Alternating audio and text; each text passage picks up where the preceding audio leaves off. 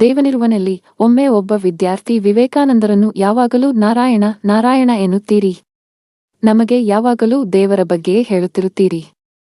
ಅವನು ಇರುವುದಾದರೆ ಅವನೇಕೆ ನಮಗೆ ಕಾಣುವುದಿಲ್ಲ, ನಾವು ನೋಡಲಾಗುವುದಿಲ್ಲ, ನೋಡಲಾಗದವನನ್ನು ಇದ್ದಾನೆಂದು ನಂಬುವುದಾದರೂ ಹೇಗೆ ಎಂದು ಪ್ರಶ್ನಿಸಿದನಂತೆ. ಅದಕ್ಕೆ ವಿವೇಕಾನಂದರು ಅವನನ್ನು ಹೊರಗೆ ಕರೆದುಕೊಂಡು ಬಂದು ತಲೆಯೆತ್ತಿ ಆಕಾಶದಲ್ಲಿರುವ ಸೂರ್ಯನನ್ನು ನೋಡು ಎಂದರಂತೆ. ಆತ ತಲೆಯೆತ್ತಿ ನೋಡಿದವನು ತಕ್ಷಣ ತಲೆ ಕೆಳಗೆ ಮಾಡಿ ಮಧ್ಯಾಹ್ನದ ಹೊತ್ತು ಸೂರ್ಯನನ್ನು ನೋಡು ಎಂದರಂತೆ. ಆತ ತಲೆಯೆತ್ತಿ ನೋಡದವನು ತಕ್ಷಣ ತಲೆ ಕೆಳಗೆ ಮಾಡಿ ಮಧ್ಯಾಹ್ನದ ಹೊತ್ತು ಸೂರ್ಯನನ್ನು ನೋಡಲು ಸಾಧ್ಯವಿಲ್ಲ ಗುರುಗಳೇ ಎಂದನು.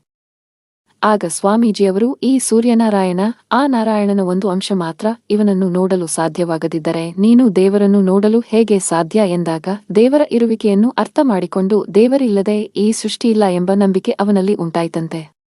ಪ್ರಕೃತಿ, ಗಿಡ, ಮರ, ಹೂ, ಹಣ್ಣು, ಹಕ್ಕಿಗಳ ಹಾಡಿನ ಮಾಧುರ್ಯದಲ್ಲಿ ದೇವರು ಕಾಣಿಸುತ್ತಾನೆ.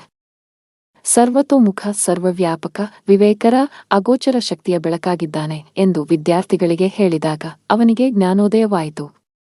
ನನ್ನ ಕಣ್ತೆರೆಸಿದ ನೀವೇ ನನ್ನ ದೇವರೆಂದು ವಿವೇಕಾನಂದರ ಆಪ್ತ ಶಿಷ್ಯನಾದ